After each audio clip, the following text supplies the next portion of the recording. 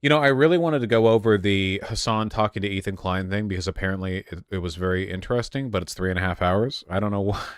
It's like they don't want me reacting to every second of it.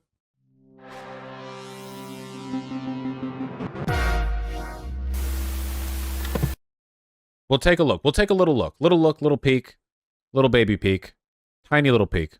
I don't even think it's fair to characterize, like, I'm just telling you how people see it. I mean, that's all Ethan, I'm doing. I know. I never You said that. disagree, clearly. That's it, and that's fine. I don't, Ethan. I've never said any of those things against you, and I don't believe that. Okay, I'm not saying that at all. I'm simply trying to describe the position of Palestinians in this matter, on this front. And You've done that, and I understand, bro. Anti-Zionists as a whole. I understand. I found Hasan very condescending in this. Go back 30 more minutes. I mean, I can't. It's 3.5 hours, dude. Like this would be like a 9-hour stream going over it. I don't know if I'm that much of a content hog, man. You need the previous 1 hour of context. God. Okay, I'll look. For one faction is what I'm trying to say. So when they are even divided amongst themselves, then like just obviously tell me, at what point? Factorial while watching the whole thing, unironically tempting, but I'll withhold. At what point is this phrase allowed to be offensive? When there's like when I when told there's you. an I army told that's you. invaded? So not you said Nazi Germany. No, I said the level of popularity and the intentions of Palestinians have never been historically or in contemporary society to ethnically cleanse Jewish people out of Israel or ethnically cleanse Jews as a whole, right? Depending on who you talk to on the side of defending Israel. Factorial plus Hasan react equals Destiny stream. I'm out. You're right. You know, I like to keep a nice distance. You know, we've come a long way in the past 5 years, but that would just right back. I might as well be in his goddamn chat if I do that.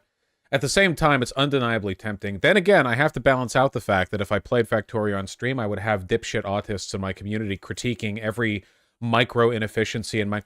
did you know that if you combine those two belts one tile up and to the left, you could do that by pulling that back and using a belt converter to get that? You could actually be able to save and I don't know if I want to deal with that right now. Or on the side of like genuine concern, expressing genuine concern over a statement like this, it ranges from... though. It doesn't matter what Hamas's goals is when Hamas in For context, the first 2 hours was Ethan and Hasan arguing about one state v two state. Ethan eventually started to agree with one state. Then okay, there's like I feel like this is such an obvious answer. Okay, morally, if we could just like snap our fingers and make the world right, the obvious answer is one state. We shouldn't just literally like get rid of all the millions of Israeli people there, even if a lot of them are dicks. Like, you know, that's ethnic cleansing. We don't want to do that. Instead, Palestinian and Israeli people should live together in a single shared state of Palestine where, you know, they have no doubt a complicated, you know, sort of legislative system to try to work out democracy as best they can. But practically speaking, like, there's no way.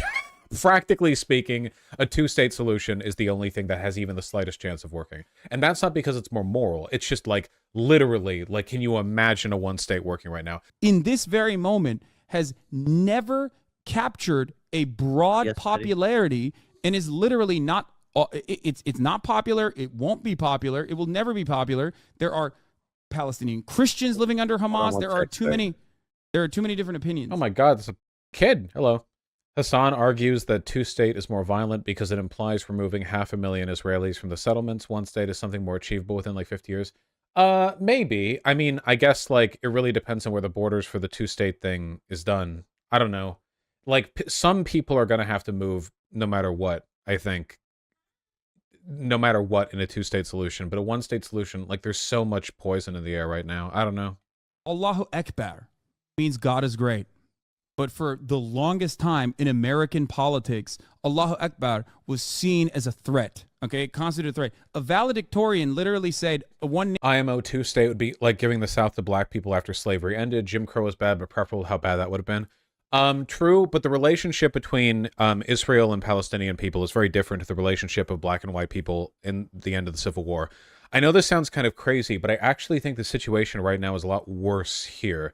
like unimaginable barbarism was done to black people, and there were plenty of people who wanted to just full on kick black people out of America.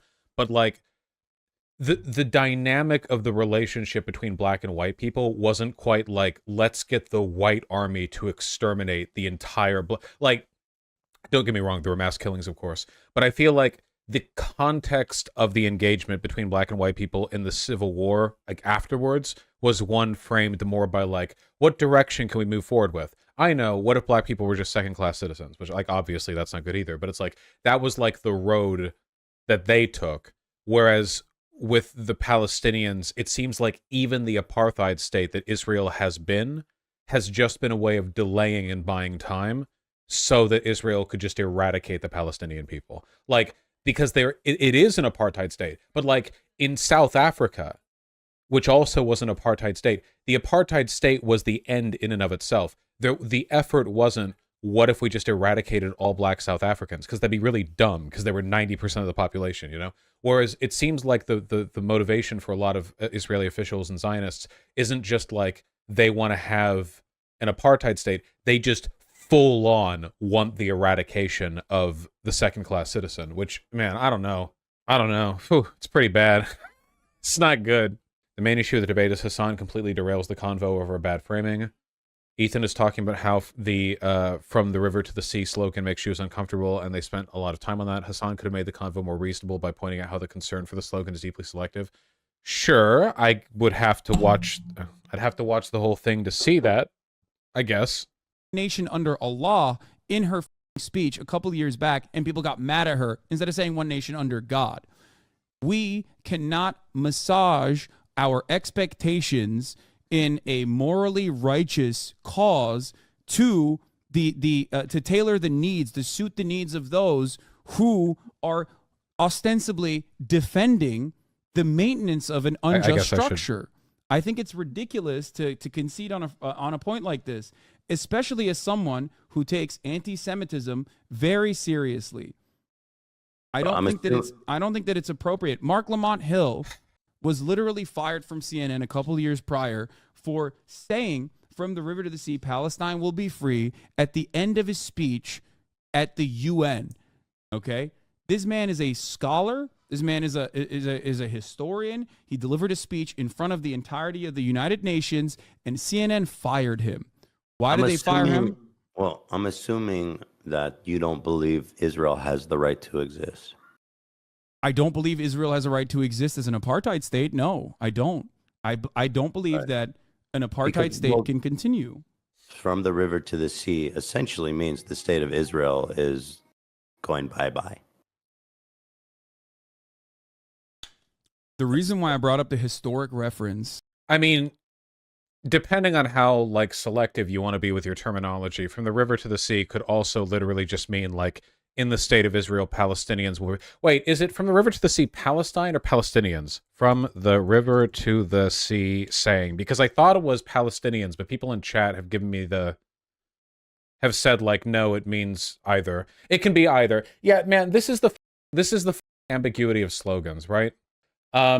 Again, I maintain my position that I don't think there's anything inherently wrong with the phrase, but in context, a lot of people do use it in a way that's anti-Semitic, and that's one of the reasons why I think the slogan is not worth the trouble. From the window to the wall. Point is because in its charter in 1960, I think it's like in 1965, the PFLP that first implemented this slogan literally said they wanted the Zionist entity to be dismantled so that there is a democratic secular state for all Jews living in Israel and all Palestinian Muslim Christians alike. Hold on. Who said that? Yeah. Oh, he's gone. He's back.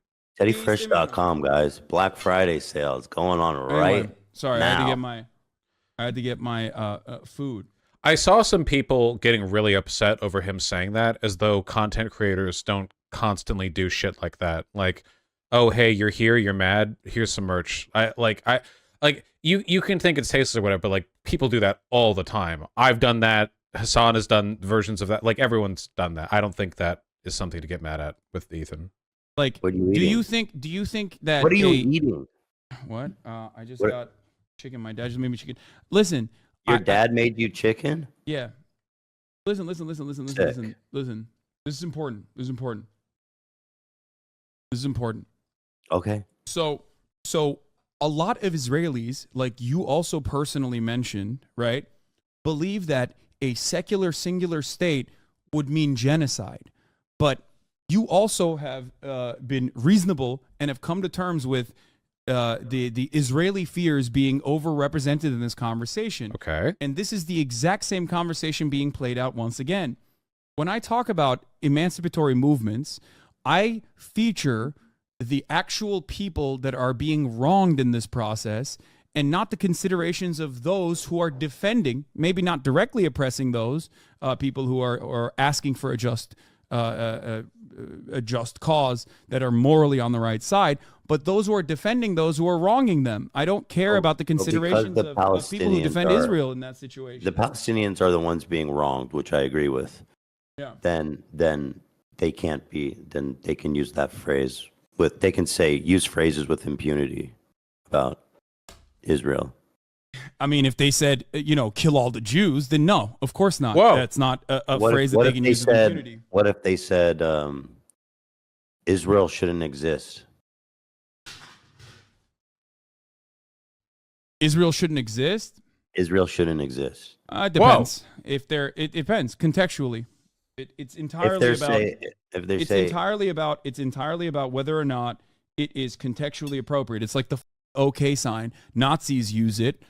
You know what I mean? Right. But contextually speaking, if you hit the OK sign, that doesn't mean you're a Nazi. If someone is talking about Israel cannot exist within the framework that it currently exists, then yes. How many people are talking about it like that though? Like I know you are, and in like your political circles and stuff, people do talk about that. But when someone out, just in the world says Israel shouldn't exist, I don't think, I wouldn't assume their intentions are always pure. Precisely why I said context is appropriate. Context is right, but in most contexts, is important. No, I don't think in most context. I don't agree with that. It's like saying America doesn't. If you say America shouldn't exist in the way that it does, is like when I say it, it's different. I'm an American citizen. When you and I can say it easily, doesn't have any weight. There's no terrorist group trying to kill Americans. What? Yes, there. Wait, I don't get it. I thought Hamas was crossing the southern border to come. Okay. There are a lot of people who legitimately would go for and want the eradication of Israel. But this isn't really a matter of whether or not there are people who want Israel eradicated, because I promise you there are hundreds of millions of people who genuinely wish that, like, America could be eradicated. There are plenty of people who really don't like this country. So I like, the real question is, to what extent could that meaningfully be done? And like, I know that Israel isn't quite as safe as, say, I don't know, America is, because it's America. Like, we're America, right? But at the same time, like, I really don't like the idea that the reason why from the river to the sea, Palestine shall be free is a bad saying is because people actually want to do that to Israel. Like, what we should be talking about is that a realistic thing that could happen? And the answer is Israel is a highly advanced military nuclear state backed by the United States of America. And by the way, let's imagine a situation, by the way, where there was a little bit more like tooth to that. What if there was a slogan, and there probably is a slogan that says this, okay, because my brain is at half capacity right now. But what if it was like near the fall of the Soviet Union, and there were a bunch of like ethnically marginalized groups across the Soviet Union that were chanting stuff like, the Soviet Union will collapse, like blah, blah, blah, right? And the thing is, like, not only do they really want that, but also that is a realistic possibility. That is a thing that could actually happen. So does that mean that it would then be bad for them to say that because there might be people who want the Soviet Union to collapse in, like, I don't know, a Nazi context or whatever? I don't know if that necessarily tracks. I don't know if that follows, Come and destroy America. Right. Like, well, I know it you're hasn't not saying happened that, yet. but I know it is crazy that people are saying that. I agree. It's absolutely nuts that they think that. But anyway, that's where I'm coming from. I'm just telling you the Jewish perspective. That's why people don't. No, when they hear first from of the all, river no, you're not to the telling me the sea- Jewish perspective. You're telling me. I am. No, I am. Ethan, you can't say it's just the Jewish perspective when I'm telling you because Jews. I know they're talking about Israel, But when Jews around the world hear someone say Israel shouldn't exist from the river to the sea, which is how it's interpreted, they see that, again, I keep bringing this up, they see it as a genocide. Okay. Can I ask you a question? I'm just telling you that's what it is. The perspective of like, like I said, it's not every single Jew or like the Jewish perspective. Jews are not a monolith. I think that it's ridiculous to make this assertion when, like, again, Jews, anti-Zionist Jews, are at the forefront of criticizing Israel and have been using this term in perpetuity, and therefore comparing them to capos is like.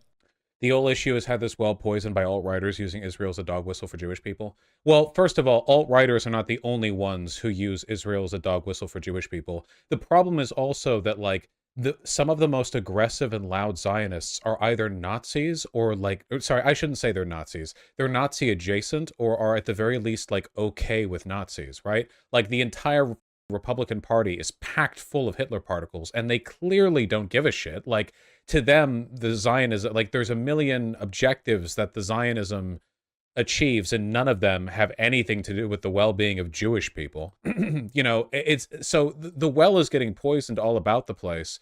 I guess I wish. I don't want to like imply that I know everything that's going on here because I'm sort of diving in and dipping my toe into a bit of context. But I guess I wonder like what proportion of time and energy and effort is being spent on the infinitely greater harm that is being done from the right side of the equation with concern to this specific issue, you know? Because I gotta say, it, like with regards to like, oh, from the river to the sea can be really damaging because it could imply this. Like, all right, are you aware of the fact that Holocaust revisionism is weirdly common from like the Netanyahu's cabinet and some hardcore Zionists? It's like, man, I don't know, like, where's the threat coming from? I think very inappropriate. Dude, no. My point in comparing them is to say you can find support on any movement by anybody. No, but that's not a broadly. But that's not like a. Hey, it doesn't. That's not a tiny, minuscule percentage of the Jewish population. That's a very important percentage of Jewish scholars. It's a very important percentage of Israeli scholars. It's an important percentage of Jewish people in general. You're saying that that there's a large portion of Jewish people around the world that say, from the river to the sea. Not a large portion of Jewish people around the world, but I don't concern myself.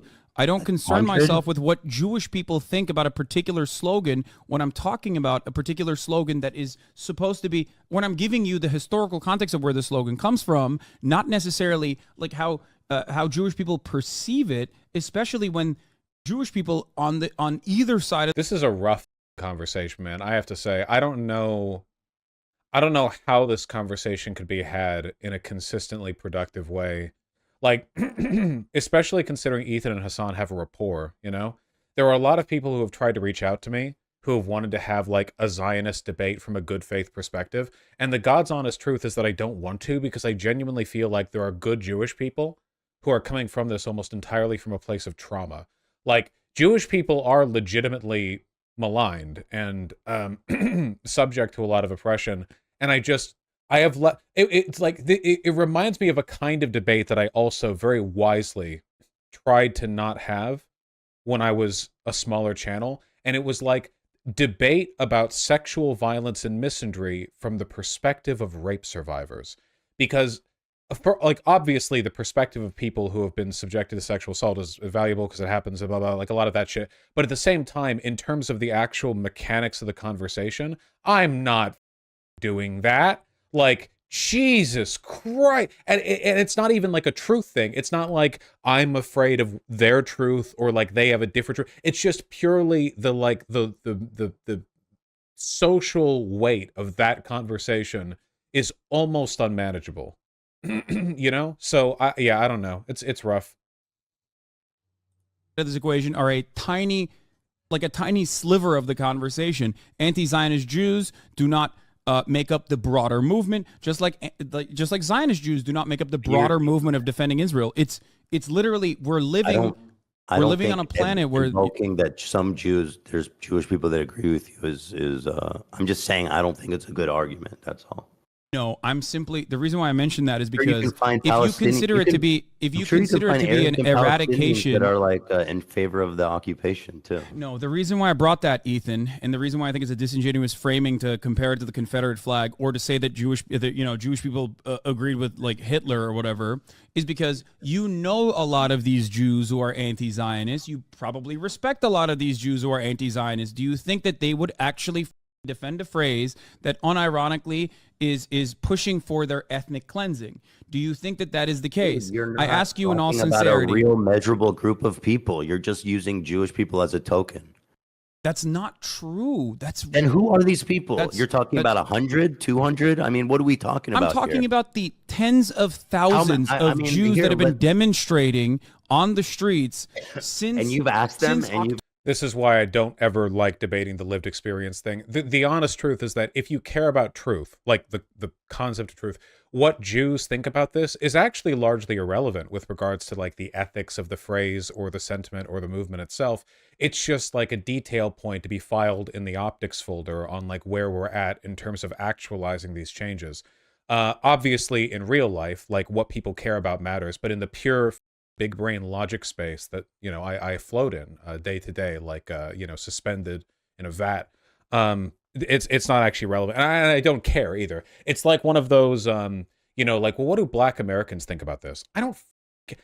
What is good for Black Americans or white Americans or Native or whoever else, and what they think or want? These are very, very tangential concepts. The average person, no matter their race, rarely has like super ultra well thought out positions on like it's. I wish it was that easy. I do. I wish you could just defer to a group, and be like, well, they think this. The closest you can really get to is people with a specific academic background on an issue, like, what do you think about mathematics? Well, here's a mathematician. That makes sense, but certainly not by ethnicity. It's important to remember this is over 2 hours into a convo where Hasan has been debate-brewing Ethan, not engaged with anything Ethan said. I would like to think, and you can judge me to whatever extent you want. I think that generally I'm pretty good faith with Ethan Klein. I like Ethan. I think he's a cool dude. I'm just here to see the convo. I'll do my best. You've asked them how they feel about From the River to the Sea. You've polled them on that. There are literally written. There's enough. There's so much written. No, I get you with Aldo. I mean, articles on this exact same thing, this sloganeering and what it actually means. Yes, they're the ones who are screaming it. They are the ones who are screaming it. Yes. Really, show me all the Jews screaming From the River to the Sea. I'd like to see a video People of that. have said I'm Jewish. Even one would actually be quite surprising. Find me one video of a Jewish person screaming From the River to the Sea. Okay. Go ahead. I mean, I can definitely find you a group of Palestinians or Arabs that are like, no, we should definitely occupy Gaza. And we think that Israel's totally right. But what difference does that make? Because I can use them as a token too. It doesn't mean that what That doesn't even make sense. That doesn't even, what you just said doesn't even make sense. Why? Right here. Find me a video of it. You know what I mean? Let's see. I want to see all these. Here, this is from Jewish Voice for Peace Action. Here, I'll send this to you as well. The full phrase is From the River to the Sea, Palestine will be free. If you believe that freedom for Palestinians means eradicating Jews, it says more about you than... Let me see it before you... Let me see what this is. Do you think these guys are capos? It's really... Okay. Do you think these guys are capos? They're criticizing Representative Debbie Wasserman Schultz. So let's see. Stop trying to... This group, Jewish Voices for Peace Action, what do you know about this group? What do you mean? What do I know about this group? This is one of the forefront. This is one of the leading advocacy movements of anti-Zionist Jews in this country. Alongside Jewish Voice for Peace, you also have Jews for Economic and Racial. Jewish Voice for Peace, for the most part, does an okay job, don't they? Wait, to be fair, Jewish Voices for Peace has posted some stuff. What have they posted? Most of the stuff that I've seen with regards to this conflict specifically has seemed pretty on point, but I don't. I haven't like looked into them extensively. Blood libel comics and praising some terrorists? What? Jewish Voice for Peace blood libel comics? That's IDF soldiers drink blood in quote blood libel post by anti-Zionist NGO. The picture entitled Independence Day depicts celebration of Israel's Independence Day by Israeli soldiers who raise their blood-filled glasses and toast. Maybe it's like ironic. Yeah, I don't really know. Because on one hand, to be fair, there are so many anti-Semitic stereotypes that you can accidentally lean into them pretty easily just by pure chance, you know? Like, lots of people get called rats, but obviously there is, like, an anti-Semitic history specifically to calling Jews rats. And at the same time, if Jewish Voice for Peace actually is staffed and run by Jewish people, like, is it like Boondock shit? Like, oh man, that's racist. And it's like, oh no, it's actually like pointed satire being committed. Like, maybe Jewish Voice for Peace is saying, look, the behavior of Zionists is so bad that they're actually imitating the worst stereotypes and tropes associated with it. Like, I don't really know on its own. It is pretty sussy though. I guess it's like delicate ground to walk. But then again, as we all know, the edgiest comedians are in fact left-leaning Jews. So maybe they're going for it. I don't really know. Racial freedom. But don't you see how fucked up it is to be like, this group of people say it's not offensive, therefore the rest of you shouldn't care about it? No, you asked. You said, show me a Jew. And I didn't just... No, show me a Jew screaming from the river to the sea. You show me a tweet. I mean, on Twitter, people brigade anything. Like, this is 36,000 likes. This is these guys are at the forefront. These guys are at the forefront of anti-Zionist. Of course there's groups. Anti-Zionist protest. Of course there's groups, dude. Ethan, you asked me and I gave you an answer, and now you don't like the answer, and now you're saying the majority of people retweeting that are Jewish. That doesn't change anything. You asked me to. Doesn't it change anything? You asked me for a particular. You asked me to literally. First of all, there's Jews in my chat right now. Video. I said, show me a video, not a tweet. There are Jews in my chat right now that say it all the time. Not that you care, because like clearly, when I show you not just a single Jew, like you asked, but literally need to rely on that argument. It's literally an entire movement. I don't understand why you rely on that argument. It's silly. You asked me. The reason why I'm mentioning is because do you think these are bad people? Do you think these are? You brought it up. Do you think these are anti-Semitic? It's just going to keep bouncing back and forth like this forever. Yeah, and I'm going to listen to it. What are you doing? Arresting me? Do you think that these are anti-Semitic Jews? Like the people that are protesting. You said there's tons of Jews that are saying this. Yes, of course. Show me one video of a Jewish person saying it. You sent me a tweet. Here to protest. Here, this is where you do it. You said you could find me a video. I'm going to literally call up Noah Colwyn to have him say it. I don't care what one person says about it. I'm talking, you know what I mean? Here. Well, but you said, show me a Jew. I'm showing you. A video of a Jew screaming from the river to the sea. Okay, I'm gonna call up Noah right now. I don't want to talk to Noah. I don't give a fuck about who that is. I don't know anything about him. What do you mean? I'm gonna call him so he can fucking... Don't you think Hasan is not reading the room? Ethan's in an emotionally vulnerable state. I understand that, and I do think that Hasan has a responsibility to be thoughtful of stuff like that, but at the same time, we're dealing with basically like the highest imaginable stakes in terms of this genocide. So I can understand, I guess I can understand, you know, sort of being a little bit bullheaded in questioning the issue. Scream it. He can scream it at you. Okay, so not the Orthodox. You know one guy who will scream it. Therefore, dude, this argument you're making is ridiculous. What do you mean the argument is ridiculous? That's like saying if I can find a Palestinian to say the occupation is justified, then saying the occupation is justified isn't anti-Palestinian. No, because the morality behind what he's saying is incorrect. The morality behind what from the river to the sea, Palestine will be free is correct. That's the major difference. That's not how the Jews see it. They see it as. But now we're having two separate conversations. We're having two separate conversations. If you and I are both in agreement of Palestinian emancipation, which you say you are, and I believe you, then why would, like, if you believe in Palestinian emancipation and you don't believe in a permanent occupation over Gaza, who gives a fuck if you can find a Palestinian that says, no, eviscerating Gaza is correct? Like, the conversation is not on the boundaries of, like, Jewish people versus Palestinians. The conversation is on Zionism versus anti-Zionism. The Jewish people do not interpret that as a morally just statement. I mean, obviously, that is completely subjective. Well, the reason why I mentioned that you're wrong in this, I'm sure there are a lot of Jewish people that don't interpret it as morally just. They think that it means like ethnic cleansing. No, you don't care about anyone else. What you're supposed to do in that situation is not to immediately go, all right, well, Jewish people don't think this is appropriate. So, I'm gonna so go it's not find black allowed. people. I'm gonna go find a group of black people say the Confederate flag isn't racist. I'm gonna go find. Ethan, please you stop. know, No, a don't bunch- do that. Don't do that. You're Don't not- I understand that he's in an emotionally compromised state here, but the arguments here from Ethan are pretty bad. I mean, I'm sure you all understand why. No, that. you're being ridiculous. This No, point is Ethan, fucking you're making a absurd, bro. conflation that However makes you look many Jews you can horrible. put in a Why don't room you to see agree with this? you means nothing. Ethan, I'm you're making a telling you, I conflation that know. literally makes you look so bad. Please stop doing that. Please. Doing what? Doing what? Stop bringing up slogans of an oppressive party in comparison to slogans that come from the oppressed side.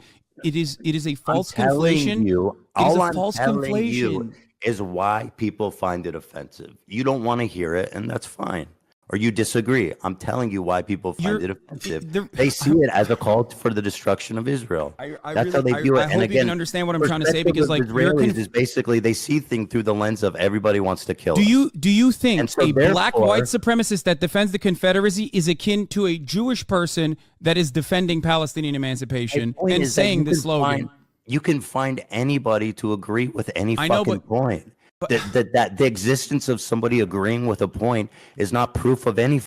And There the are- suggestion that it There is are a stupid. ton of white people who think Black Lives Matter means f- all whites and only Black Lives Matter. That doesn't change the reality behind the slogan, and that doesn't change the morality behind the activism. And the same goes for Palestinian emancipation. Hasan is correct here. I do think that in the spirit of sort of covering your bases, you could also make the point that as with all slogans, there's always going to be a degree of semantic ambiguity with regards to whether or not from the river to the sea means Palestinian emancipation or the genocide of Jewish people, and that maybe it's not a great slogan for that reason. But at the same time, you also have to point out that in this environment, like in the context of what is currently going on, everything in the universe is being called a genocide of Jewish people if it opposes Zionist aims. Like, we're operating in a media environment where where like you're anti-Semitic for outright calling for a ceasefire, and when like civilians are being indiscriminately bombed. So right now, like we're not living in the best time period when it comes to institutionally backed good faith analyses of whether or not any given slogan is racist or anti-Semitic or whatever. You know, it's pretty bad for that. Hasan derangement syndrome. Wait, me? Who? I please. I've been on vacation up until like 5 minutes ago. I'm dipping my feet back in. Hello, Keffels. Hello, Keffels Raid. Welcome, Wigglers. I think they mean chat. Okay, I'm just dipping my feet back in. You know, just had a wonderful vacation.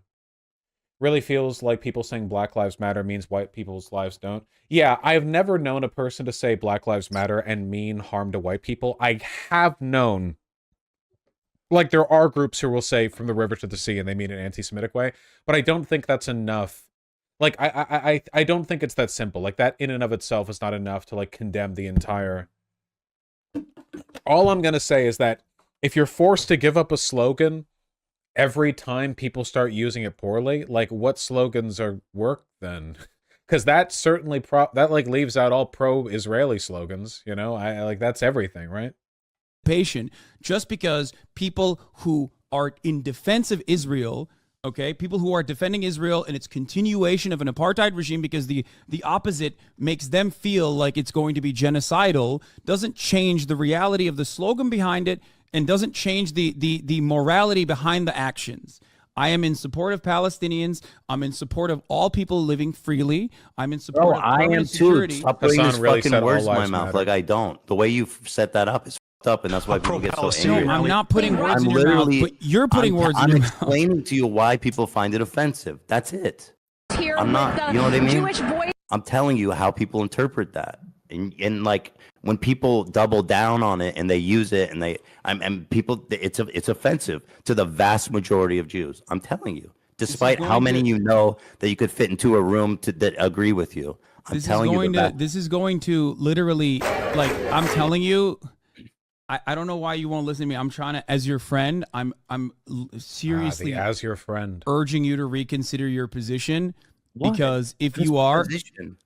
I'm literally just explaining why people find it offensive. I don't. What is my position exactly? That is a problem. What's my position? your That's a position problem. comes along with the false conflation that this slogan is harmful to Jewish people. A slogan that is a slogan that is otherwise not harmful to Jewish people can believe be it is used in an harmful to anti-Semitic them. fashion. A slogan Jewish that is, people believe it is harmful to them. but that doesn't change the reality of the slogan or the fact that there are plenty of Jewish people who are in support of Palestinian emancipation who use it. It's a slogan at the end of the day for a morally righteous cause. Just because. But there's also terrorists that want to kill a bunch of Jews also amongst that cause, despite it not being a lot. That's how Jewish people and Israelis interpret it. I'm just telling you, dude. Okay, Whether you Ethan. agree or not, I'm just explaining it. Ethan, I know you're just explaining it, except the okay. You're not gonna convince Jewish people that It doesn't matter. I don't care about It's not convincing Jewish offensive. people. But first of all, I care about convincing whoever will actually listen and try to understand from a charitable perspective what I'm trying to say. But ultimately, yes, I am not going to move on this position because people are uncomfortable by this slogan, considering what the slogan actually is. There's no reason to concede. There are certain things that I find that's not completely true. unacceptable. There are reasons. I mean, you like wrote- you said, if you wrote From the Hamas River to the uses Sea, it, terrorist groups use it, and so like there are reasons. Whether you agree with them or not is you're justified Hamas to says disagree. free Palestine as well. Does that mean free Palestine means eradication of Jews? It's in their charter too. No, it doesn't mean that. Okay. Okay, what's the difference then? I mean, Okay. obviously the context matters, Took a right? second. Some people mean A it that little way. That's Wait, what some I people don't. said. That's what I said from the start.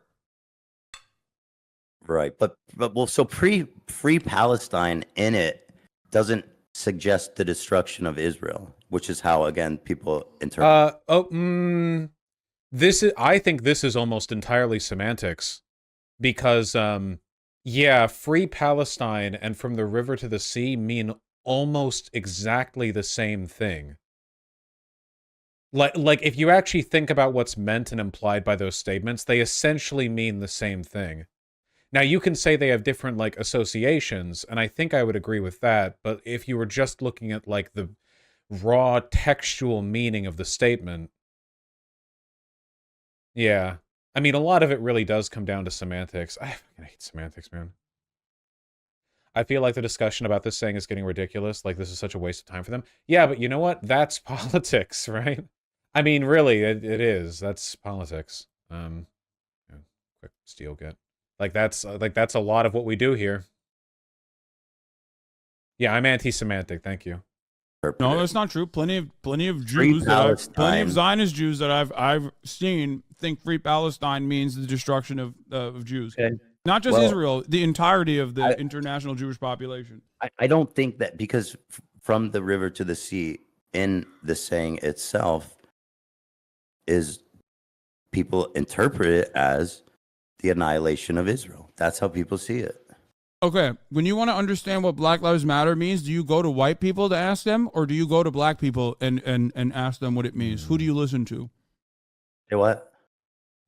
When you want to understand the purpose behind a slogan, do you go and ask what white people think about Black Lives Matter, or do you ask black people what they mean when they say Black Lives Matter?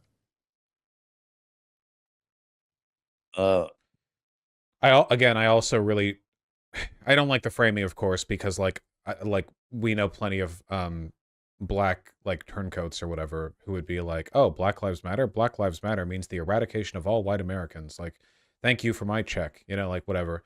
So yeah, but I mean, at the same time, yeah.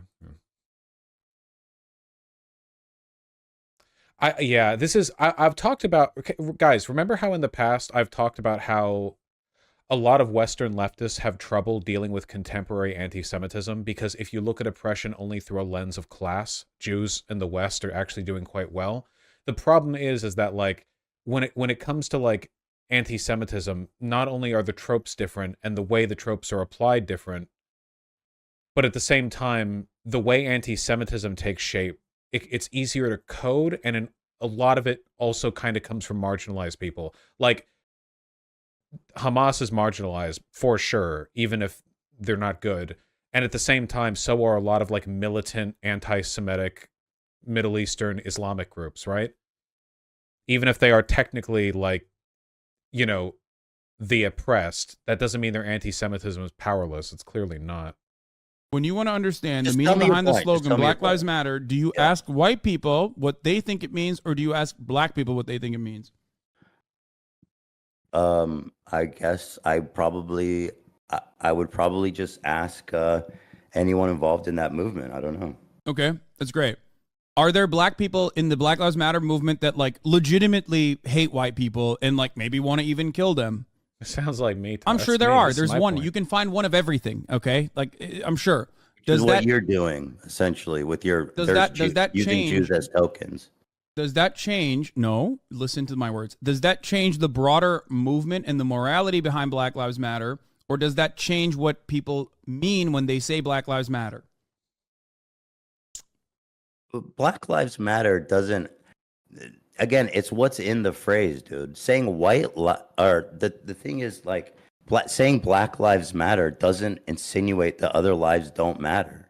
It's there. It's in the phrase, bro. I don't know what to tell you. Well, from the river to the sea. From From the river to the it's sea, in the Palestine phrase. will be free. Also doesn't feature from the river to the sea. We All should right, you know destroy what? Israel and kill all the Jews. You're the But- one who's saying that that is the secondary implication behind it. I'm just telling you how people see it, bro. I know, You but if you disagree. were to tell me this is how white people feel about Black Lives Matter, I would say I don't care how white people feel in this regard, because Yeah, but my business Black is not Lives about Matter- explaining what this. There's my, no when I'm- inherent, bro. There's nothing in Black Lives Matter that's saying that white lives don't matter in the Nothing slogan. in from the river to the sea, Palestine will be free that implies Jewish people must be eradicated or Israel must be destroyed No. and Jewish people in it must People- be killed. A lot of people disagree because you're talking God about damn from it. the river to the Yes, sea. a lot of people is who are not mainland Israel. Palestinian and a lot of All right, people who are whatever, not bro. anti-Zionist disagree. Anti-Zionists, on the other hand, don't agree, and they are the ones who are using the slogan. So why would I'm asking you, if I'm not going to ask a white person who is against Black Lives Matter, why would what they feel about this slogan? Why would I go to in the broadest Well, I already majority explained it to Zionists, you. both Jewish and Christian? Why would I ask them what they think about a Zionist, anti-Zionist slogan? I already explained it, but you don't want to hear me. What? No, I'm asking you. Like, It's why not in is the this the why would you do slogan that? itself says people interpret it as destruction of Israel. I know it doesn't say let's destroy Israel, But it's not- that's from the river to the sea is mainland Israel. Okay, Ethan. That's it, man. That's how Ethan, people see it. No, I'm not you can't simply say that's how people see it and It stop is, it though. there.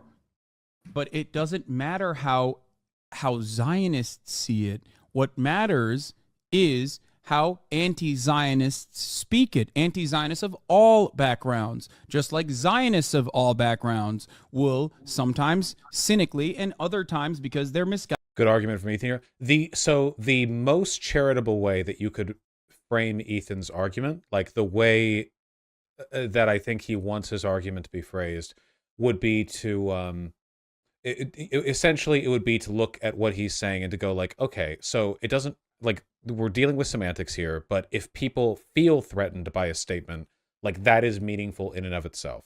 It like in itself, without any like historical qualifiers needed, any other bullshit, that is meaningful in and of itself, you know? Which is true, obviously. I don't know. Think that this spells the genocide of Jews. It does not.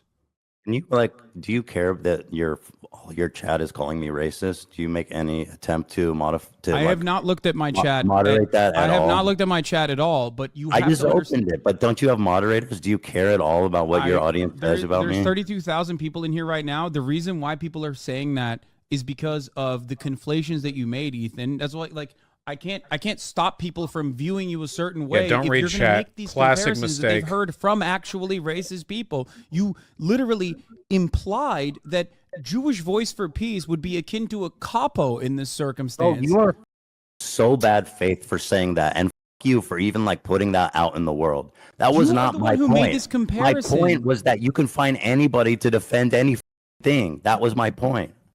You also made a comparison that this slogan is akin to the swastika changed over the course of its trajectory as a symbol for Nazi Germany. And then also on top of that, stated that the Confederate flag means something different to the Southern folk that want to promote heritage, not hate. Those people, when they say that, are cynically saying heritage, not hate. It doesn't mean slavery to me. Those people are in the wrong. These people that are saying from the river to the sea, Palestine will be free, are not in the wrong. They're in the right. That's the major difference. They are morally righteous, and their slogan in and of itself is on the exact opposite side of what the Confederacy implies. That's why a better comparison would still be to make a comparison to Black Lives Matter in the way that some white people foresee or perceive Black Lives Matter. And if I'm not going to listen to what white people who are against Black Lives Matter have to say about the slogan itself, then why would I listen to people who are defending Israel on what this slogan means? Because the broader majority, the issue here ultimately, and this is going to sound pretty like slanted, and I guess it is, but I do believe it, is that Ethan is not coming at this from a logical perspective. He feels personally hurt by what he perceives as Hasan enabling a lot of harassment and hate from his community, and as a consequence of that, he's framing this in a way that makes it very difficult for him to engage with the points being made. Like, I'm not trying to talk down to him or anything when I say that. I sincerely think that's the main issue at hand here. Yeah, he hasn't made a prescriptive statement yet. He's basically just been saying over and over and over again, like, I feel this way because other groups feel this way. And that's obviously not a good argument. Apparently, Hasan's mods are pretty nasty. A lot of Hasan's mods are gigantic pieces of shit. So I'm definitely not arguing against that point. I don't think he said he feels that way, only others do. Yeah, but then, like, semantically, obviously, by him going to bat for that perspective, it'll come across as... It's such a... Man, I hate... Okay, can we sort of part the veil a bit once more? This is one of the reasons why I don't have, like, a group of orbiters or, like, friendly people on stream or whatever. I hate having disagreements with people that I like on stream. I can do it in real life just fine. In real life, I love arguing with people. Anybody who knows me personally can attest to this. But when it's on stream and there's all the pressure and weight of having an audience behind you or whatever, like everything that could otherwise become a good, positive, productive conversation gets poisoned by the nature of, like, direct engagement from streaming. Like, instantly it gets made so much worse. And it, like, destroys meaning, and it destroys charitability, and there's chat. Yeah, but orbiters are healthy for the movement. People who get along with you are healthy for the movement, fine. Orbiters are fine, whatever, great, good. That doesn't mean that you have to, like, have highly emotional arguments on stream. That's not a necessary part of the equation if you don't want it to be. You can leave that part on the cutting room floor, and it'll be fine. Modest majority of people who consider this to be an anti-Semitic slogan are, in my opinion, deploying it cynically. Not you. Not By you. the way, I'm not even defending I'm not even, like, I'm just trying to tell you guys how it feels. And I'm shocked that you don't care that people in your chat are saying, who the child cold, arrogant, kindness fuck. I love you, but there's only so much I can do. How can you be surprised when your Discord is literally full of Ethan, I love you, but there's only so much I can do if you're making that argument. You know that, right? Like, at a certain point, you're an adult, and the words that you're saying are going to be perceived by people in a certain way. I can't constantly tell my community to shut the fuck up, like, which I have, and I think they should. But at the end of the day, it's because I know you personally, and I think your heart is in the right place. But they don't know, so it's hard. It's hard for people to view what you're saying beyond your words. I'm just telling you the perspective. You disagree. That's it. I mean, what the do you want from me? Okay, but do you get where I'm coming from? Like, that's why I'm trying to understand your analysis, dude. Okay, I understand your analysis. I don't want my community to hurt your feelings. I don't want your feelings to be hurt either. They're not hurting my feelings. They're fucking. They're monsters. They're like psychotic. I think I think you're a good Not person. all of them, but there are a lot of them, and you Okay. don't seem to care about moderating it That's at not all. true. Whereas There's- when you're on my show, we really do care about what people say about you on Yeah, Discord and Ethan, chat, and we moderate Ethan. it to keep like a good environment. But you don't seem to care about There's it. no way I can Do you shut not off have my chat. moderators? I mean, I can put it in emote mode, but that's it. Do you not Just have like you shut off your moderators? chat. Just like you not- you shut off your chat when these sorts of conversations happen in an effort to stop bad faith pieces of shit, we can put it in emote mode, which is what I'm doing now. But ultimately, you have to realize, like, when there's 33,000 people, and it's not even YouTube, it's literally Twitch, so that it's even. I do agree with essentially every criticism Ethan could make about Hasan and his community moderation. Hasan's community, well, I like, it's a huge community, so it's not like Hasan is responsible for everything that gets said or done in it or whatever, but like, holy shit, there are some bad tendencies in that community. And faster, it's almost impossible to moderate because people are going to perceive what you're saying in a certain way. This is not like, there's only so much moderation I can do if you make that comparison. Do you have moderators in your chat? I don't understand. I didn't make any comparison, dude. I'm literally just explaining how people feel about it. That's all I'm doing, man. And you continue to put words in my mouth, making it seem like I'm comparing them to Jewish Nazis and shit. Hold on. It's so fucked up. It's not fair. And when you say that shit, then people in your chat are obviously going to co-sign it, and they're going to, think that, as I quoted, a Zionist freak pig. I mean, I don't know. For the record, Ethan not know? I understand the analysis, right? That it's not anti-Israel or anti-Semitic. I understand. And I agree with his analysis, actually. I do. I'm explaining why Jewish people around the world find it offensive. And I can tell you guys, most Jews do find it offensive because the way they interpret it, which is the destruction of Israel. That's how they interpret it, whether it's meant that way or not. And I think that it's worth, acknowledging that that's how people feel about it. Keep using it by all means. Sorry, I was gone. I'm talking to the audience. Can you hear me?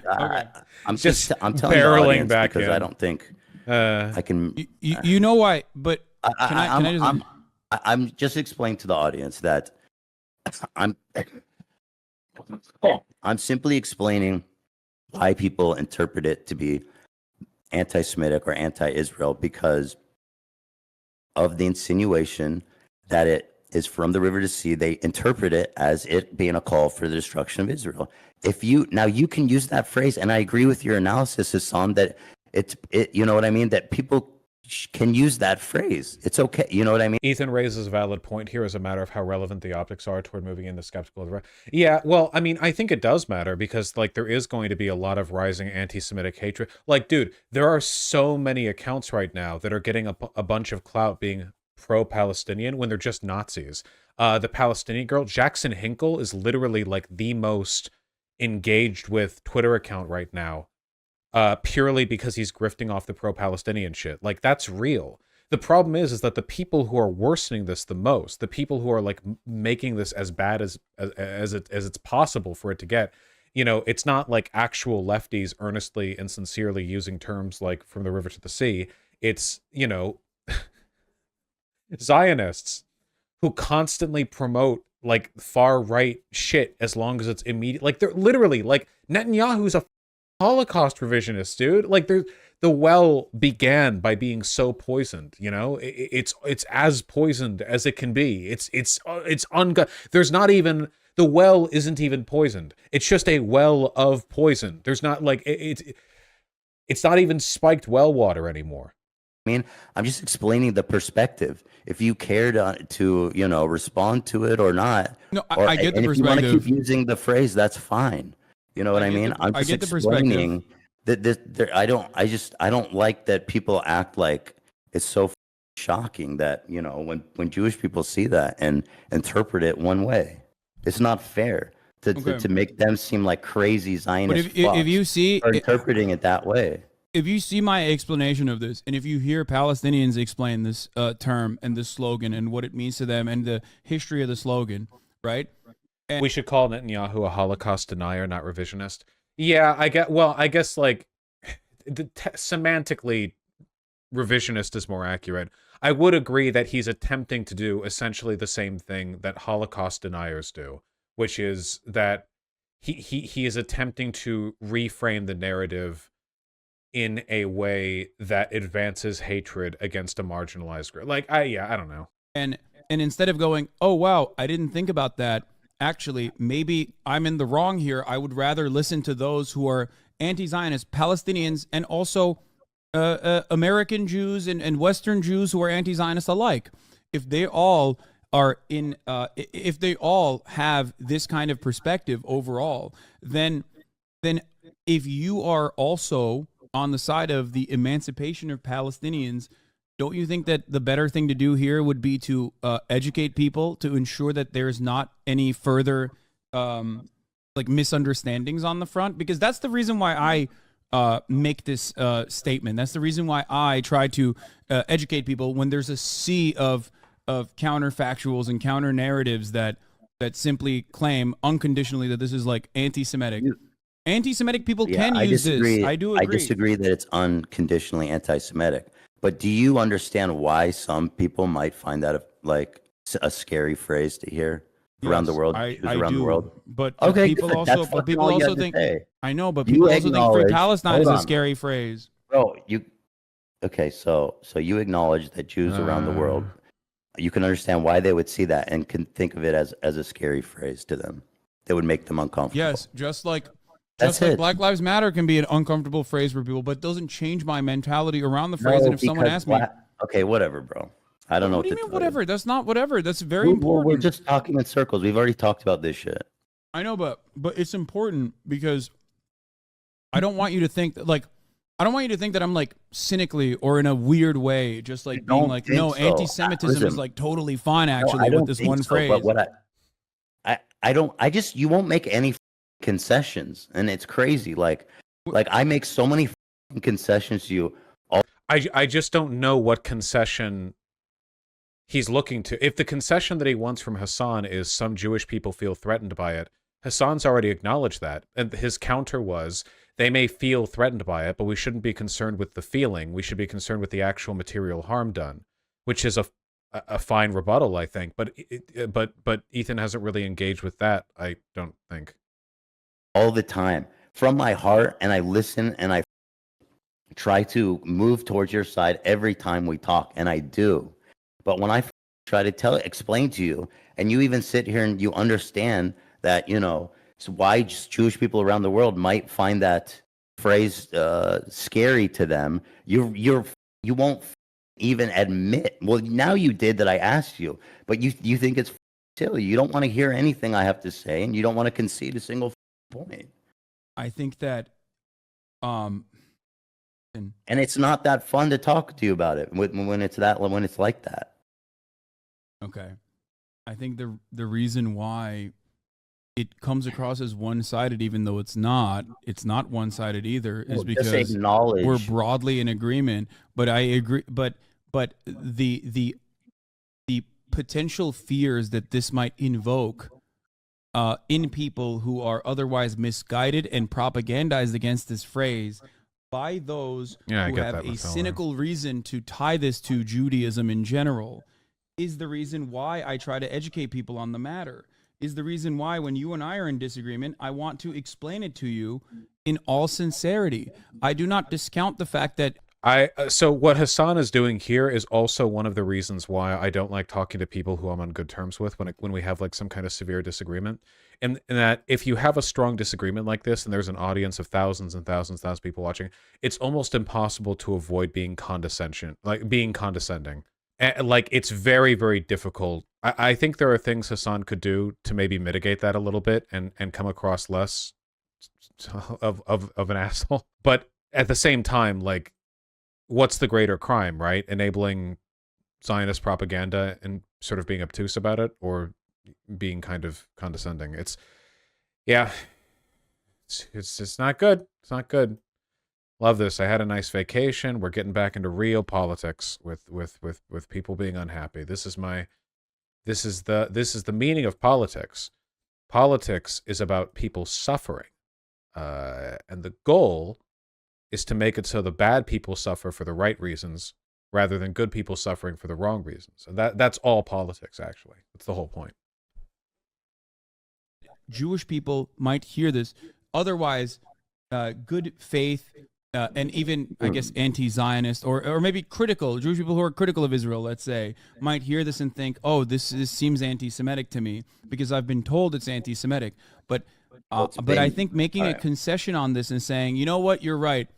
Some people are afraid of this slogan, so that must mean it's anti-Semitic is incorrect when it's not reflective of its history. Understand why a large amount of Jews think that slogan is offensive to them. I know, but just like with the one-state That's solution it. conversation, like I'm just asking. I'm just trying to like connect a bridge at all between I do understand it. You can use that phrase. I'm not even disagreeing. But like if we're trying to actually like make bridges and understand each other, you not being able to even concede why Jews around the world could interpret that way seems, like it's not productive How will he at respond? all. Like you don't want to see it from anyone's perspective. But I do understand it, which is why I try to work against this counter narrative, this counterfactual. That's what I'm saying. I try to use the privilege that I have, the platform that I have, to deliver a voice for a group of people that are never that are never really heard at all. I think peace and progress happens when we connect and have empathy for each other. That's it. I'm explaining to you why Jews around the world might find that offensive, and and that's it. I think that it would be good to try to understand that. But the question I have is this. But I don't care to keep talking about it because we just keep talking in circles. Okay, Maybe. well, here I'll tackle it from a different angle. All right, I gotta go soon anyway. My throat is fucking killing me. They continue for a little while more. I'm sorry that we couldn't make peace on this one issue. And I just, hope that it's just I just find it really fucked up how people are going to interpret this now, and I think based on some of your analysis, as me like comparing Palestinian activists to like Jewish Nazis or something, and like I'm not even saying don't use the phrase. I'm simply trying to explain the perspective. And like if you don't want to hear the perspective, if you don't want to empathize at all with people that find it offensive, then conversing is kind of pointless. I don't like I feel like I'm just explaining it, man. And I'm not a radical Jew.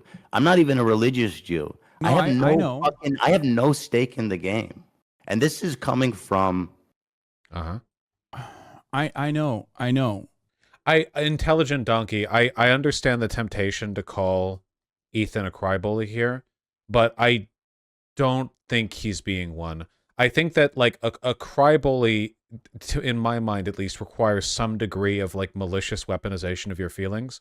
But I think that Ethan is being completely and fully sincere. Maybe I'm completely wrong here, but I interpret his behavior as being like, yeah, very sincere. Like none of it is, maybe you would feel he's being like incidentally or unintentionally crybaby-ish, but I don't know if I'd even say that. I just think that he's kind of emotional in the issue. I think there's a bit of a pause here. You got to skip a bit. What is the pause? Why is there a pause? I don't know why I get so fucking emotional lately. You all right? We don't have to continue if you don't want to and you don't feel like it.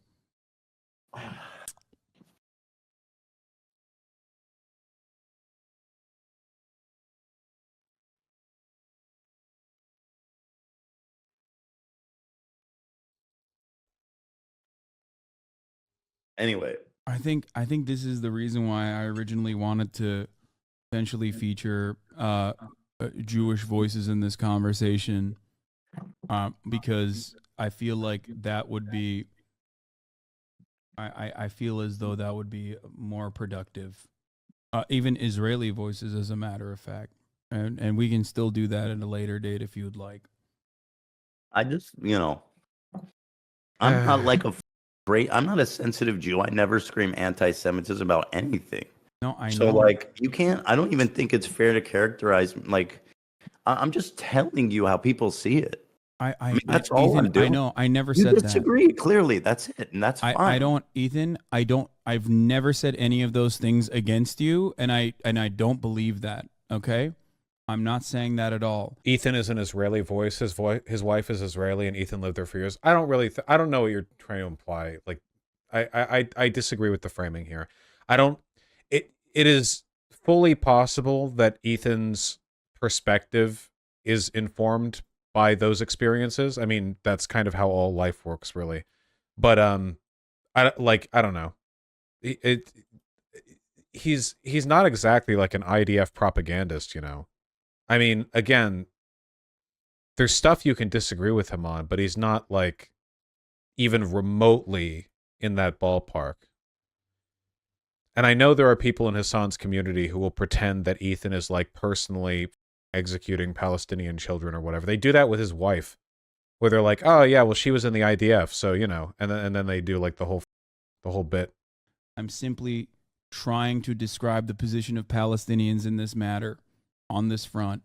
And, You've and done not that, just and I Palestinians, understand, bro. but I anti-Zionists as a whole. understand. I understand. I've listened to you. I agree. That's it. Okay. As far as shit, as far as being conciliatory on this front goes, I think that's the reason why it'd be better served to have this conversation not with myself, but with an anti-Zionist Jewish person. Why does it matter if they're Jewish? Because I'm not Jewish. Wait, Ethan, hold on. Wait. That was your bit. Jewish, and you've said in this conversation that, like, how can you tell me how to feel about the situation? Yeah, but how is one person of representative of Jews at large? I think that they'll be they can talk about it from a more united perspective and give you more give you additional feedback and additional information. Here, I'm just maybe gonna. I'm This not. person said, "Okay, we don't give a if they interpret it like that because they're brain dead genocidal freaks." It's like understanding a Nazi's perspective that emancipation for minorities is a threat to their existence. Get the out of here. Yes, So- because this is, and for the record, that is the perspective of someone who is not speaking about Jewish people. He's talking about Zionists. This is the difference. And Bro. the number of Christian way, that's- Zionists far outnumber the number of Jewish Zionists as a whole. How are the by the way, how do you honestly expect the mods to keep the discourse like in any way like civil? That was a comment left by your mod. Ooh. Which mod said that? Ooh. I don't care. It doesn't matter. I'm just saying. Well, I mean, why'd you bring it up? No, I'm It not does trying to matter. snitch. Okay. But It was- ultimately, you have to understand that the reason why people feel this way is because this is not like this community. These very same moderators, this entire moderation team has been tackling anti-Semitism for 4 or 5 years at this point. Like Rogan says they're not Ethan is anti-Semitic. They're not saying this Rogan, because another they're like, mod says Ethan is so bad faith. What have I been bad faith about? Like I genuinely don't understand. Okay, Ethan is making a classic mistake here, which is he's you shouldn't read the goddamn chat. It like if you're having a conversation with a streamer and you read the chat and you even remotely disagree with anything the streamer says, like obviously there are going to be like Hasan's chat does have some serious issues, but like man, any chat is going to look bad when read under the microscope there. I think that reading mods is fine. Yeah, but if you're reading stuff like Ethan was so bad faith, you know, I mean you're kind of casting a, you know, wide, it's like a large spread of potential issues there. Understand that. the way that people perceive your do you think people across the board are geared towards hating you here in this community, in my community in general? Do you think that I don't yell at them regularly and try to tell them not to have these kinds of perspectives? The reason why people feel the way that they do is because after a certain point, What have I said that's bad faith? I think you want me to be totally honest. Yeah. No kitty gloves. Okay. No, Fuck you, bro. No. That insinuation is so stupid, man.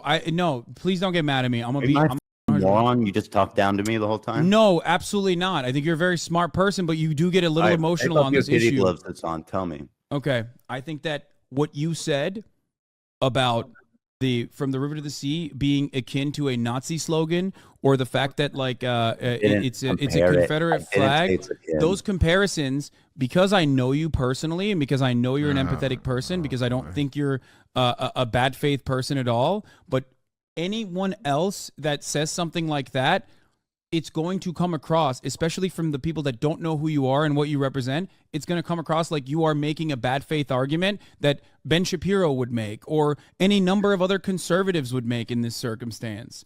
Of course, people feel this way because they don't see your reconciliation process. They don't see that like you go back on information and you internalize it and you think about it and you come out with an honest perspective. They only see clips of you. They will see clips of you making that comparison.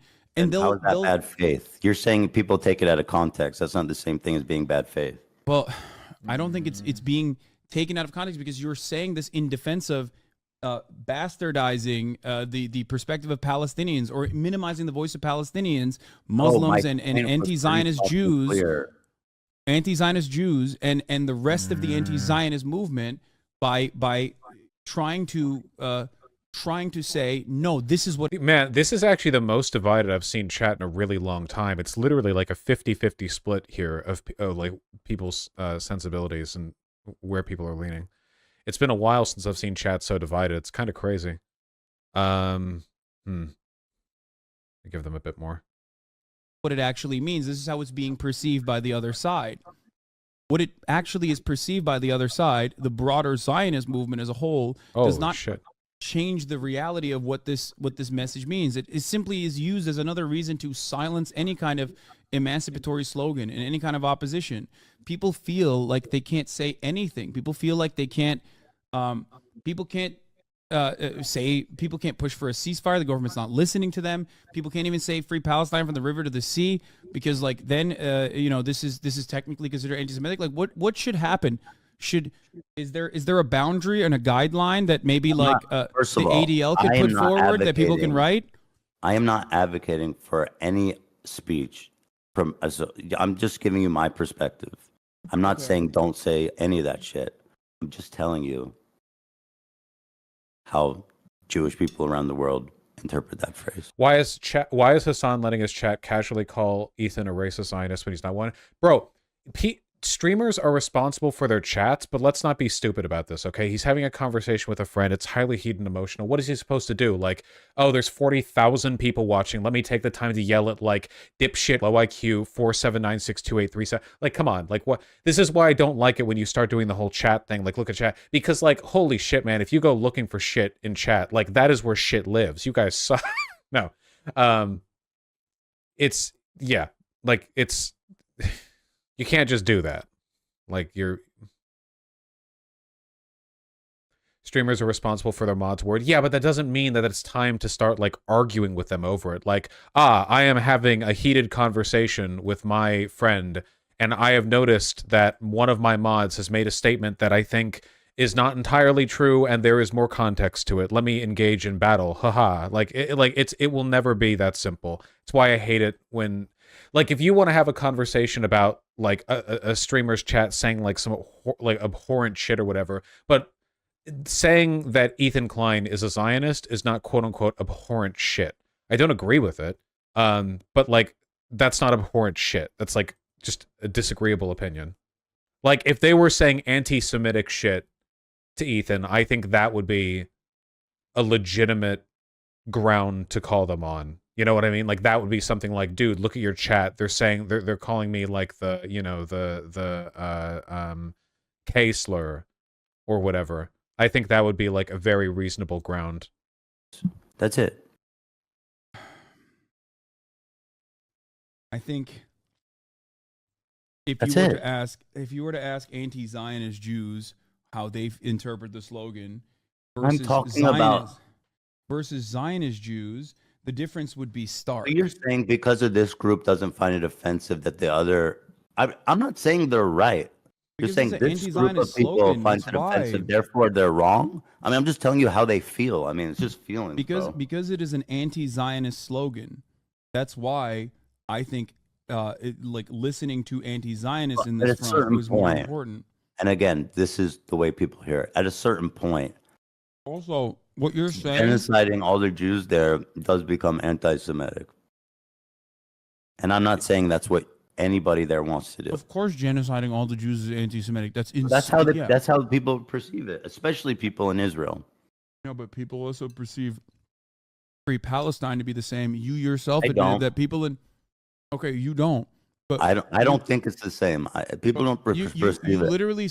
Ethan is definitely wrong on this one. There are absolutely people who will argue that Free Palestine is like that, like for sure. That people will say like Free Palestine's anti-Semitic because like it's not even Palestine, it's Israel and so on and so forth. Like that is true. Ethan has failed to like meaningfully describe what separates this particular sort of negative association in his mind from other ones he would argue are bad faith. He said a one-state solution is untenable, regardless of the morality of it, because people in Israel consider that to be akin to a possible genocide. You openly stated that paranoia is not a justifiable one, and yet people still feel it in their hearts. You cannot set the boundaries on an emancipatory movement by the unreasonable fears that people have about that slogan, or any slogan whatsoever, because ultimately it turns into, unless it's like directly violent and it's an incitement of violence, in which case, of course, unacceptable. Because at a certain point, this becomes an optics conversation that is used as a cudgel to like just forcibly squash any kind of opposition. And that's already happening. In America, it's not happening. We still have some semblance of free speech. But in Europe, in different parts of the world, people are literally getting apprehended. They're getting detained for saying from the river to the sea. So in my opinion, having this back and forth in good faith and having a conversation about it is fine. But that doesn't even change the reality or even break through the dam of the sea of people that are demanding a ceasefire, that want to stop. Bosch, you're missing Ethan's point. He's trying to explain how a group of people feel, and Hasan's immediate reaction is to explain why they're wrong to feel that way, rather than understanding why they came to that conclusion. Despite, I don't really think that's Hasan's responsibility.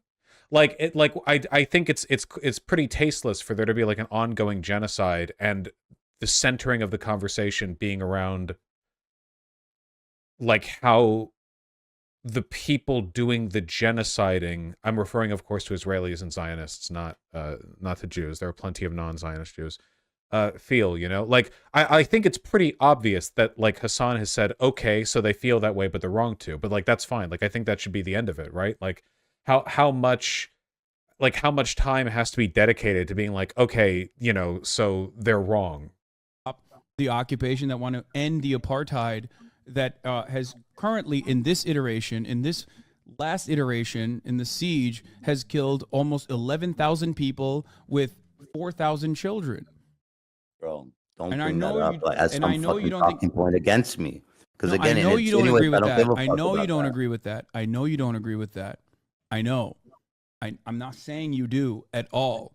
I know you don't agree with that. It makes Ethan look pretty bad here that like an acknowledgement of the severity of scale is being treated like where he's like, yo, don't do that rhetorical tactic to me. I mean, to an extent it is rhetorical, like everything is rhetorical tactic, but I think that it comes across kind of tasteless for like, hey, don't bring that up, you know? And that's precisely why All right, saying just listen to the Palestinians in this front. Okay, I'm listening to the Palestinians. And anti-Zionist Jews.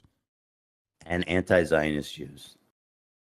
Anyway, I'm sorry. I don't want to fight. I think this is like, I mean, it sucks, and I'm sorry that I made you feel a certain way.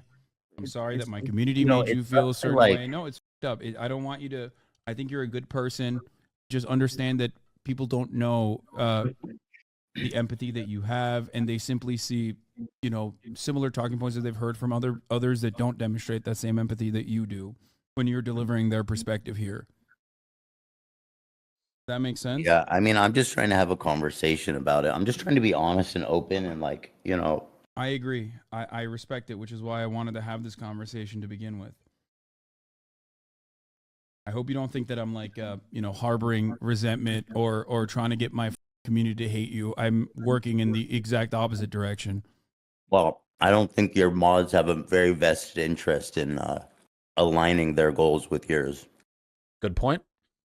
I'll talk to them about it as well. But ultimately, there's a reason, and that is because they've heard this sentiment expressed by others, and they don't know you. Here's another mod. C-Max says, you're just showing you're a Zionist, Ethan. There's another one saying, shrug dog, I don't care about your feelings. Which is fair. Yeah, I'm not taking it back, says Fish.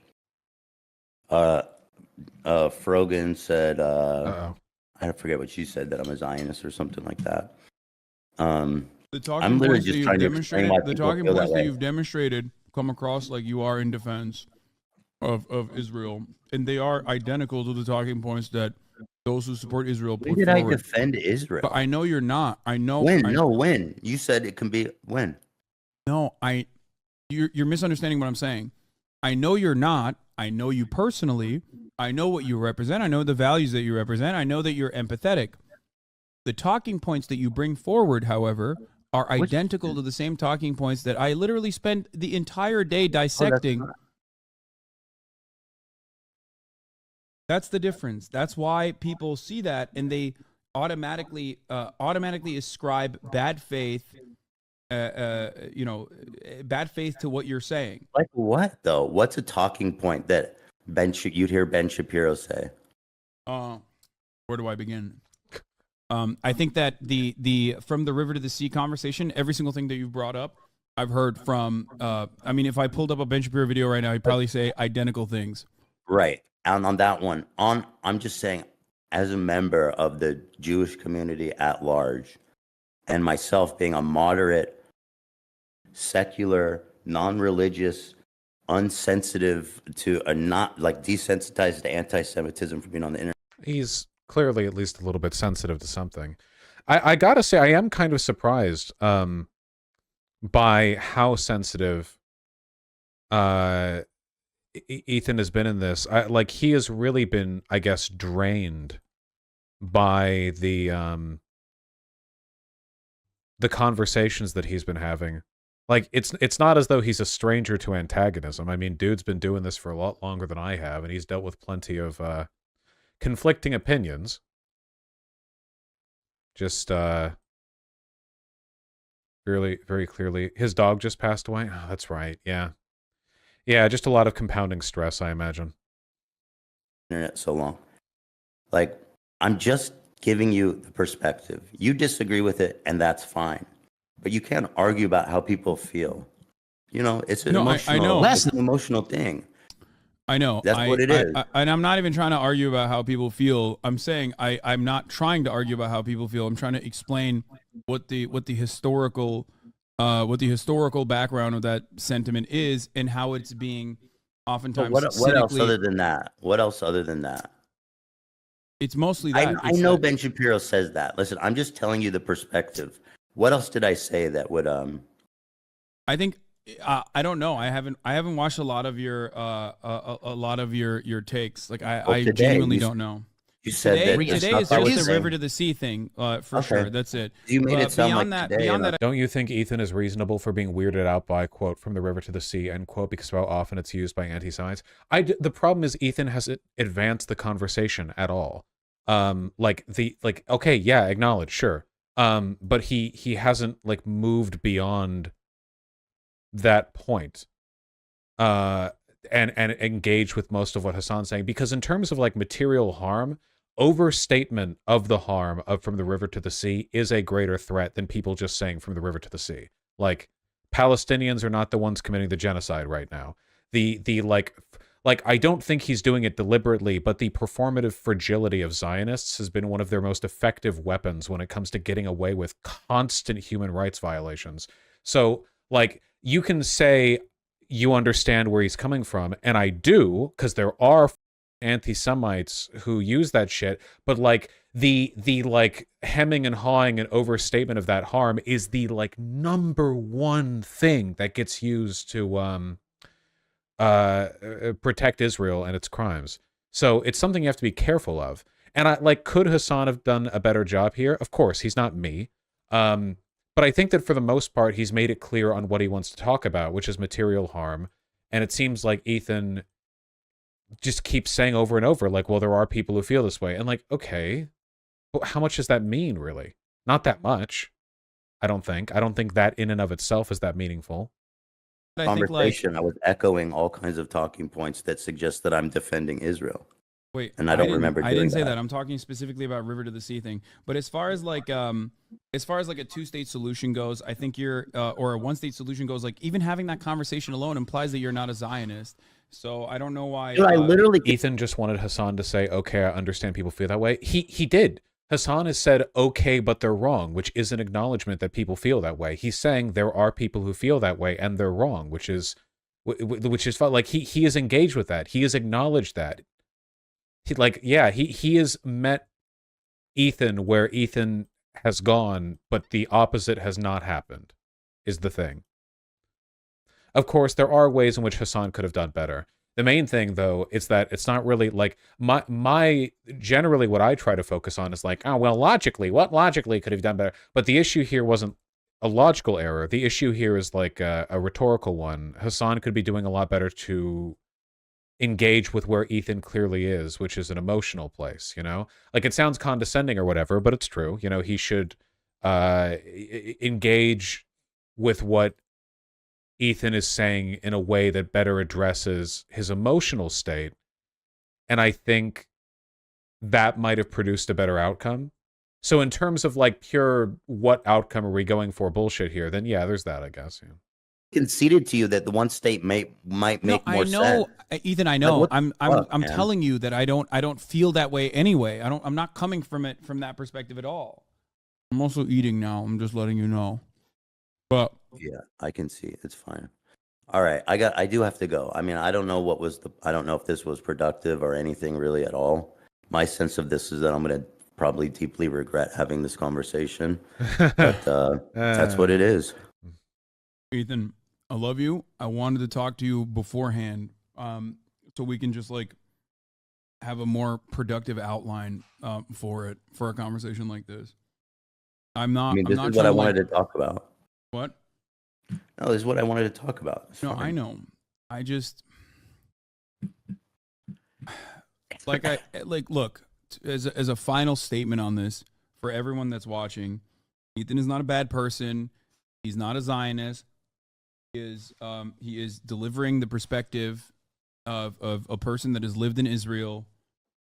Yelling at Ethan is not going to be productive in this situation or appropriate in this situation.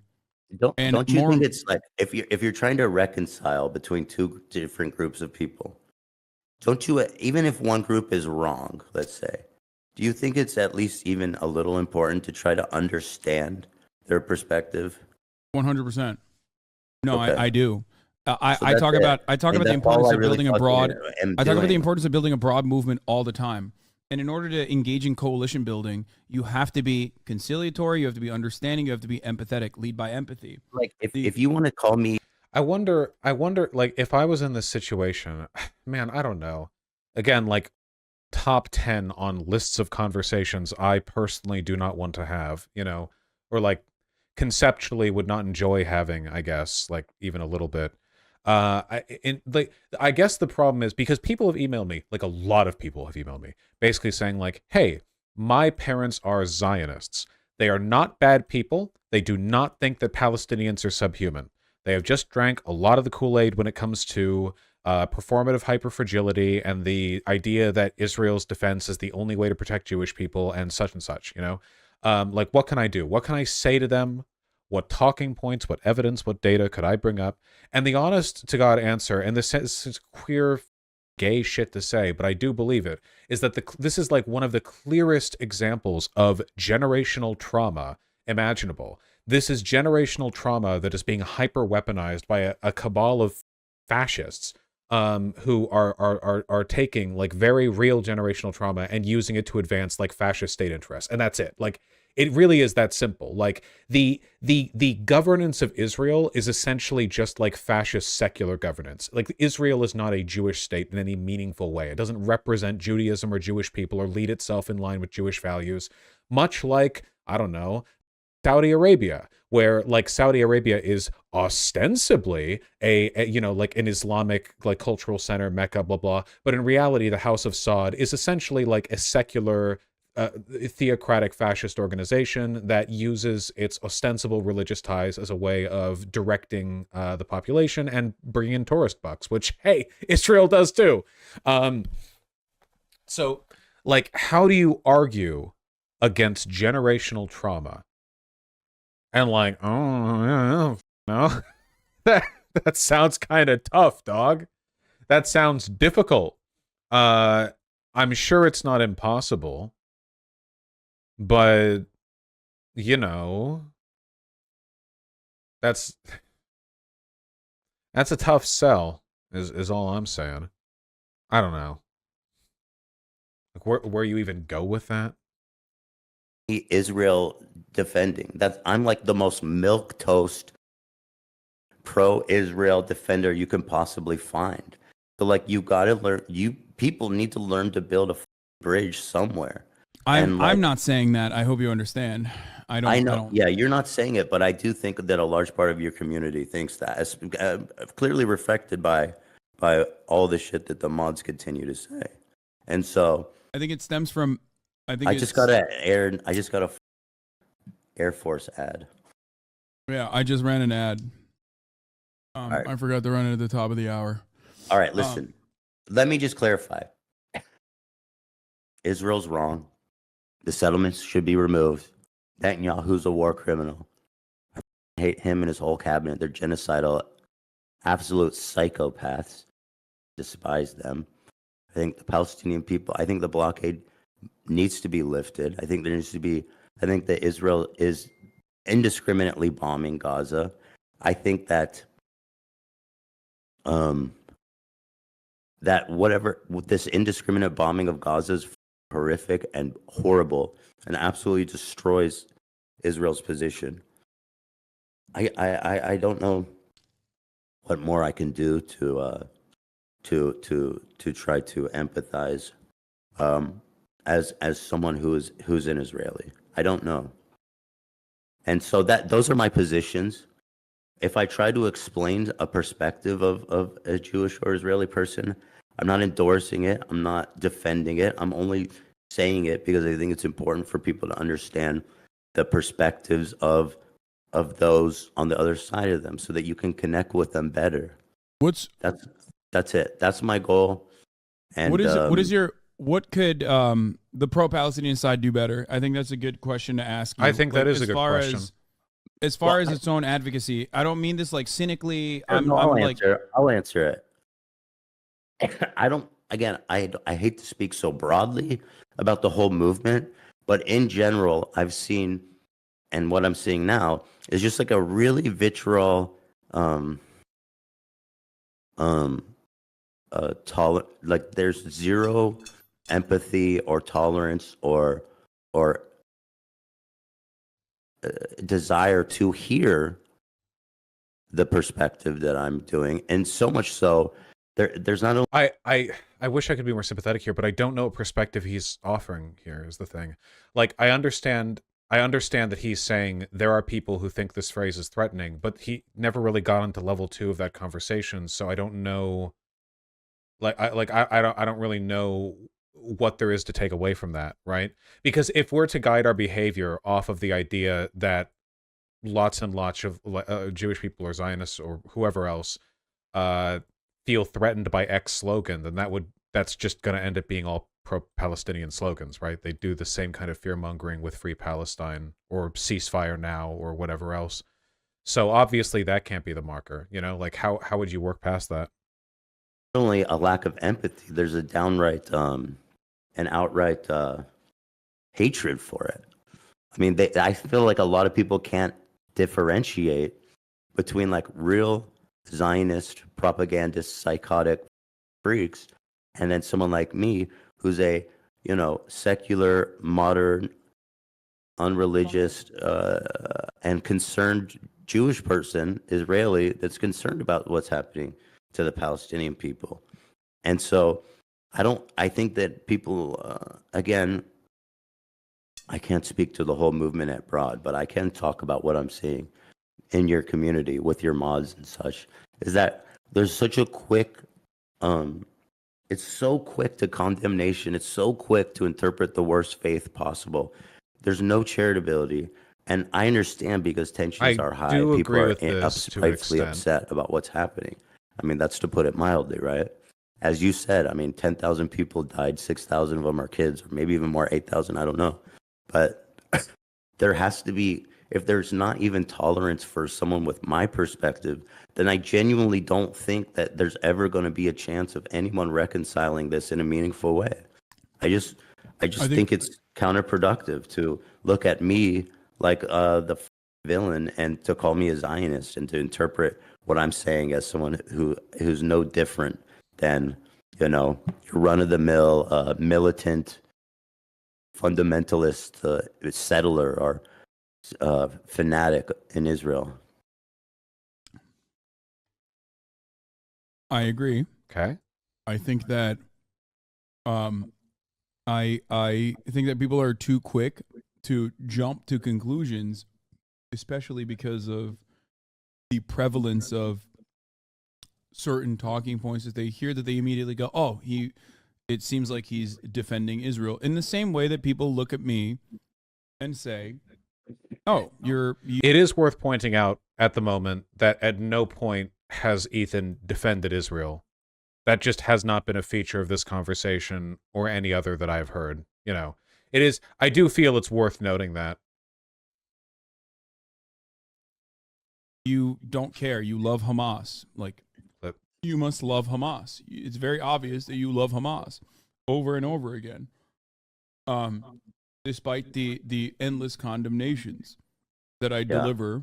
I feel that and talk about the brutality of it. It's just people are very black and white on the internet, and they want to put you in a neatly defined box that says you believe this, and I think that you believe this, and you're sneakily and cynically and talking against this other position. I will not listen to what you have to say. I simply am going to perceive you a certain way and go along with it. I obviously disagree with that. Ethan is literally just allowing himself to be guided by his feelings, and that's a very normal reaction, especially considering how Hasan's community has treated him. I am very sympathetic to it, possibly because I'm also the subject of a pretty substantial amount of internet hatred. At the same time, I always have to be considerate of what I consider to be like the main point here, which is the genocide. You do have to keep your feelings very carefully in check. You have to be very careful about how what you say comes across and the effects that it has. That's like the top priority here. Not to say that anti-Semitism isn't a real threat or consideration, because it certainly is. Just, man,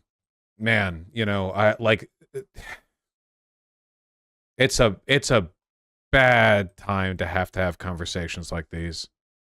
That's why I try to break through that on a regular basis. I try to instill charitability in my audience as well when talking to people. And that's I do think, though, it's never a good time. Like, I guess I agree with what you're saying about yourself. I know that all that about you, but I do think, like, on the whole, that your community is extremely hostile towards me, or maybe not. I don't know. I don't know what's the percentage. I mean, how could I tell? There's plenty of. But I feel like they're overly. There are plenty of fans of yours in this community. I think that No, I don't know what's the percentage, but like, it's very, I don't know. I feel like very unwelcomed, and maybe it's going back to the Discord that I know you don't log in there, but like, it's just no. Not only do I don't regularly go in there, I've literally moderated it, but also on top of that, have told the mods to like I've told the mods to deal with it. The thing is, now that you've said like, I don't know. I just like everyone is gonna going forward from this point on. There are going to be people that like regularly will take clips that you've had on this broadcast and use it against you and say that you have a certain position and continue bullying you, which I disavow and I disagree with, and I think it's bullshit. And I've said it time and time again. You know this. And then also on the other side, people are going to be eating good and being like, see, Hasan and his community despise Ethan. Like when you said that about Discord, my Discord and my community, everybody went along with it. The worst pieces of shit that you and I both despise, like all those little weirdos on Twitter, like the likes of Ian Miles Wrong and shit, you know, quartering, like they all went along with it. And we're like, Hasan's community are anti-Semitic and they all hate Ethan and they're all woke and they hate Ethan. And I hate that shit. I despise it. Like whenever you and I have a back and forth like this, they eat so good and I despise it. I wonder if one day I'm ever going to let go of the like just incredible lingering antagonism that I'm holding towards Hasan with regards to his treatment of the Ukrainian people and his framing of that conflict. Like I haven't even seen his community in years. Like I'm certainly not in his Discord. They banned me years ago. But like, man, I'm liable to just accept basically anything negative said about his community because I've seen so much of it. It is almost unforgivable. I don't know. Like there are some lines you just can't cross, you know? I think you should. Charitability is important. True, but charitability is just about like hearing people out, right? It's but I did hear him out on these subjects and what he had to say was really bad. It's yeah. Hasan called Dylan a war tourist pervert for letting people hear Ukrainian voices. Yeah, I saw that too. Dylan Burns did a bit where it was like, let's have Ukrainians react to statements Westerners have made about the conflict. Or was it just Hasan? I don't know if it was just Hasan or if it was like Westerners broadly. But it was just Hasan. I can understand how that comes across as a bit clickbaity, I guess, but not invalid. Hasan is a huge, he's a huge like voice. Doesn't come across very well. Hasan at a different time called Dylan Burns a ruthless neolib. Ah, well. Whomst amongst us. Thanks, Mythaldo. I only had to rebuild it twice. Like they're probably going to use this as well. Constantly driving a rift. And constantly moving away from like having a charitable conversation, having it important and productive back and forth. I do feel, and people say, "Oh, you're wrong." Well, that's why. I do feel like if I was to take a snippet from our Discord, it would be so positive and so nice and so supportive of you, even when they disagree. Whereas if I look at your community's responses, some of the stuff I'm saying, they're super, and maybe they're justified because of what's happening in Gaza right now. But it's just so negative and so hateful and so nasty and so uncharitable and so mean-spirited that it just makes me feel unwelcome, and it makes me feel like sometimes that what we're doing here is kind of pointless. But I admire everything that you do, and I support everything that you do, and it's also I think it's also because it's a political community, which is cancerous and awful in general, especially like this morning. I talked about walking my dog. I was 10 minutes into the broadcast, and the first thing I saw in the chat was, oh, so no more BDS against Starbucks, I guess? Because I said I got a puppuccino for my dog. I never said I went to Starbucks. I never said anything. For the past for the past 4 weeks. Yeah, I'll take it. I never do boycotts. They're so stupid, dude. I've seen like 50 like waves of people on Twitter in my career. Every time, this is it. This is the line. Da da da. What happens? Nothing ever. Nothing ever. Because boycotts don't work ever. It's fine. I don't care. No. Yeah. But like just flatly don't work. They just don't work. Boycott, you mean the free promo? In this case, probably not, but you know. The people who boycott usually didn't go anyway. Yeah, you ever get the feeling a lot of the people who are doing the boycotts just didn't do the thing? Like, they're like, oh, yeah, I'm boycott. Yeah, here, guys, are you right? I'm boycotting McDonald's or Starbucks or whatever the fuck it is. You know what? I never went to Starbucks before. I don't. I'm in Seattle. There's a billion awesome local coffee shops that I go to when I want to. I don't go to Starbucks. I'm boycotting. Woo! Hell yes. Vosh is jelly spine this issue. He doesn't want to do anything that would inconvenience his personal life. You're jelly spine, motherfucker. You know why? Because you're not whipping your cock and balls with a big barbed whip every night. It does just as much to the world as boycotting Starbucks does. Why don't you do it? Why aren't you doing it? What, you piece of shit, you stupid piece of shit, you Zionist, not whipping your dick and balls with a spiky barbed. I don't know what you want from me. I don't eat from Starbucks, you know? I like their lemon loaf, but I've given it up for the good people of the Gaza Strip. And also just, I have better bakeries that I could go to. And already do. I'm boycotting fentanyl dealers. You know, I'm boycotting barbed cock and ball whip sellers. I'm done with those. You let the world feel the wrath of my economic deprivation. Dunkin' has a lemon loaf too. Dunkin' Donuts. I just see donuts at Dunkin' Donuts. What are you talking about? You high? Donuts at Dunkin' Donuts. What are you talking about? Almost 5 weeks now, I've continuously talked about what is going on in Gaza.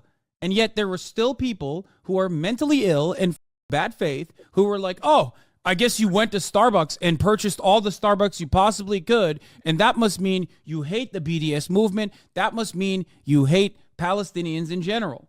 So this shit happens to me all the time too. It's part and parcel of like being, unfortunately, in the political realm, especially when it's like an environment that is ultimately very emotional, that people, people do the two awful worst things you could do. We're marrying parasocial attitudes that are already unhealthy with political perspectives that people get like incredibly polarized on and incredibly impassionate about. So obviously, no matter what happens, like if you look at this kind of stuff and it let the kind of stuff sway your opinion, it's going to destroy you mentally.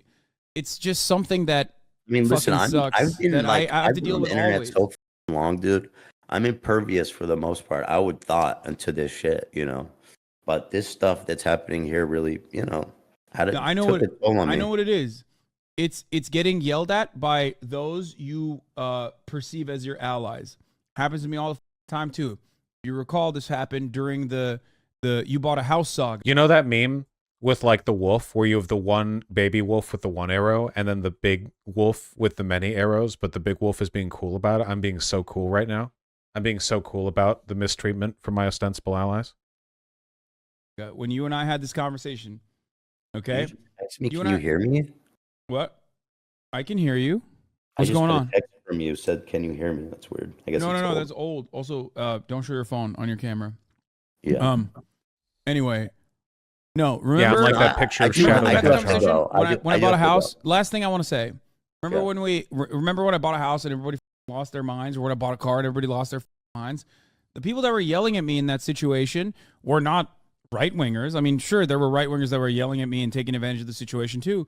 It was mostly people with hammer and sickles in their bios on Twitter. That didn't change my perspective, and it didn't change my opinion on the world, and it didn't change my analysis one bit. Because ultimately, you have to remember, like, a lot of that comes from a place of anger, resentment, frustration in their own personal lives. You just have to keep learning and keep going on this journey, be as charitable as you possibly can to others, and lead by empathy. There are going to be people who you perceive as allies who will yell at you, and it's going to hurt your soul. And it has happened to me more than anyone on this planet, okay? It's coming from a place of powerlessness. It's also coming from a place of like access, where they think they have access to you, where they know you will hear what they have to say. and you will respond to it, and it'll make him But feel good. What that, about like, when all those people saying that are your mods? I mean, that seems more personal. it's the exact same principle behind that as well. It's the exact same principle of like people perceiving what you're saying without knowing your background, without knowing what you believe. Like my mods aren't like these are not people I'm seeing personally every single day, Ethan. They are fans So all you the would same. trust- They don't know well, you. They don't know the conversations. Listen, I do have to go. What I was saying is this. I have always admired what you do, and I have always supported what you do, and I will continue to do that. And I think that you can. That's it. I don't know. And you can say from the river to the sea. You can say free Palestine. No, okay. Do all that shit. It's not. I don't think that it's inherently anti-Semitic to say those things. To be clear, I don't think that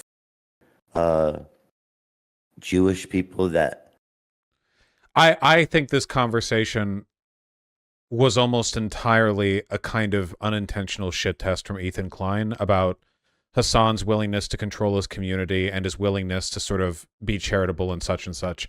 This feels like it's from the hour that we've listened to, essentially none of this conversation was actually about the conversation that was being had. Keep in mind that I don't think that's like good of Ethan to do. I don't know if he's I don't think he's doing it deliberately. I think it's like an unintentional sort of psychological, yeah. It's fine, you know. I'm not I don't mean to insinuate there's some kind of like intellectual failing for having human emotions. That's actually a cool thing, I think. But like, yeah, it was just two like totally separate conversations. are anti-Zionist, are Nazi sympathizers. Okay. I don't think you. I don't think think you said, that. I don't think you believe that. I know. I'm saying. I don't think that Confederate that Jews who are anti-Zionist are Confederate supporters. I am anti. I'm not a Zionist, so I'm not sure where that comes from. Oh, I know people are saying it, but in short, I support you. I've always respected what you do, and I will continue to do that. And that's it. Is Ethan drunk? No, I'm just sick and tired. Okay, before we go, please don't read shit online. People are gonna be fucking This is ruthless, rough, knowing man. full well that you read it and it pisses you off and it hurts your feelings. That's why people are doing it for the most part.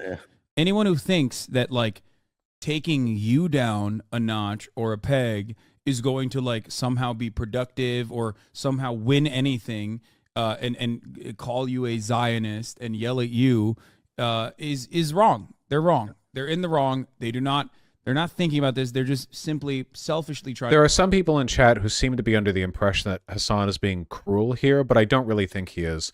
I think that Ethan put too big of an emotional ask on this conversation, in my opinion. And I think that Hasan's definitely not handling it the best he could, but he is handling it. I mean, he's not completely ignoring the emotional subtext of the conversation. So that's good. Like, it could always be worse, I suppose. It's certainly messy. I am in no way, shape, or form am I denying this is messy bitch hour, you know? But all the same, how's it too big of an ask? Because there's a genocide going on, and a genocide is not a good time to have a proxy conversation on your feelings of, you know, friend management through the lens of talking about the optics of anti-genocidal slogans that may or may not have anti-Semitic. Like, come on, we know, don't we? Trying to yell at you, just like people selfishly try to yell at me all the time, because it's a mechanism of like releasing stress, especially in an incredibly stressful environment. Yeah, we as we in the online arena as e-celebrities, shitty e-celebrities, are always going to be punching bags. Would you give Ethan more credit if he framed this just as a conversation about Hasan's community? Yeah.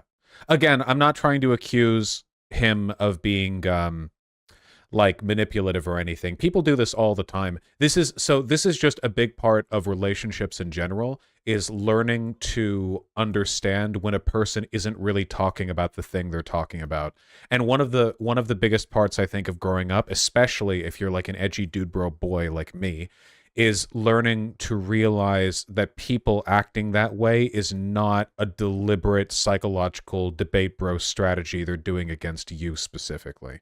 It's not a tactic to weaponize, they're just feeling emotional. And you also do it.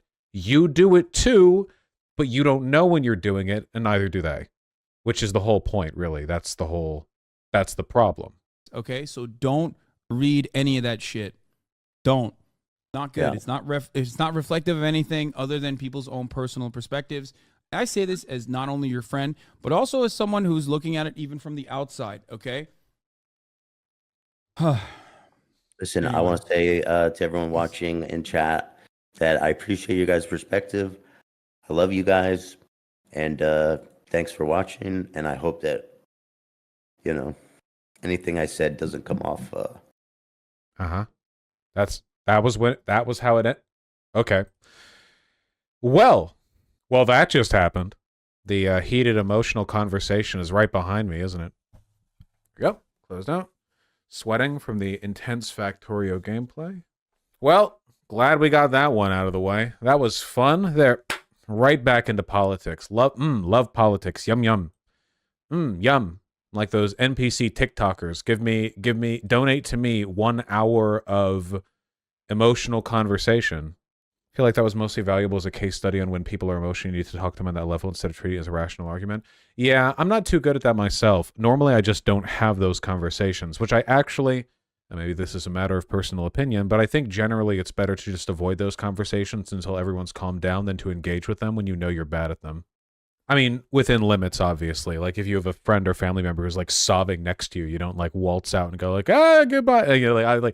Obviously, don't be a idiot, but, like, just generally speaking. How do you disengage without pissing them off? You have to make them laugh, do a silly walk, Like they look emotional, and you realize that you're about to have a conversation. You're like, so long! And you do, like, a little jig out the door. No one could be bad at that. Yeah, shit your pants. There are lots of ways out of uncomfortable conversations. Yeah, shit your pants, yeah. What are your thoughts on people acknowledging what's happening in Gaza is bad, but deny it's a genocide? I think that's genocide denial. This isn't really like an edge case thing. I think that semantically speaking, the term genocide gets thrown around a lot, and usually its invocation is useful because it indicates a level of alarm. Like, we use the UN definition of genocide, but in a world where the United Nations didn't exist, we wouldn't then not have a word to go off of, right?